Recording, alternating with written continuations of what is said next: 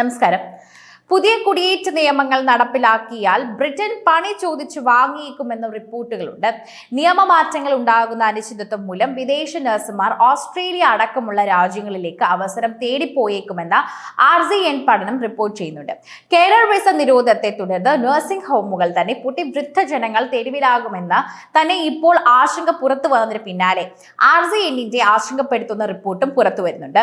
അതിനിടയിൽ വിദേശ കേരളന്മാരെ റിക്രൂട്ട് ചെയ്യുന്നത് നിരോധിക്കാനുള്ള നീക്കം സോഷ്യൽ കെയർ മേഖലയിൽ തന്നെ തകർക്കുമെന്ന് കെയർ ഹോം മാനേജറായ മെഗ് ജോൺസ് പറയുന്നുണ്ട്.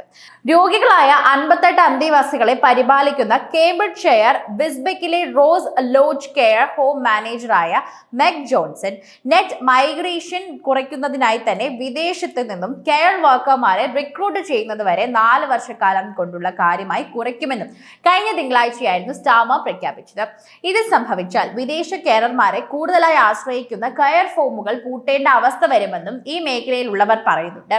തന്റെ കെയർ ഹോമിലെ ജീവനക്കാരിൽ 25% വിദേശ തൊഴിലാളികളാണെന്ന് പറഞ്ഞ മെഗ് ജോൺസൺ, പക്ഷേ മറ്റു പല കെയർ ഹോമുകളിലും വിദേശ തൊഴിലാളികളും അനുപാതം ഇതിലും കൂടുതലാണെന്നും പറയുന്നു.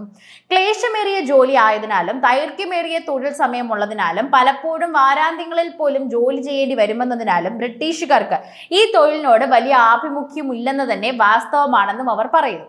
അതിനിടയിലാണ് വിദേശ നഴ്സുമാർ ബ്രിട്ടൻ വിട്ട് മറ്റ് രാജ്യങ്ങൾ കുടിയേറാൻ തന്നെ ശ്രമിക്കുകയെന്ന RZN റിപ്പോർട്ടും പുറത്തുവരുന്നുണ്ട്.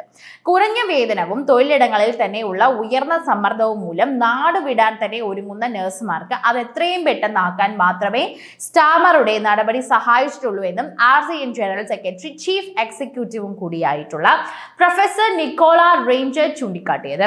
ബ്രിട്ടനിലെ ജോലി ചെയ്യാൻ ആഗ്രഹിക്കുന്ന നഴ്സുമാരുടെ ജീവിതം കൂടുതൽ ക്ലേശകരമാക്കുന്നതാണ് ലേബർ സർക്കാരിന്റെ പുതിയ കുടിയേറ്റ നയം എന്നും അവർ ആരോപിച്ചു.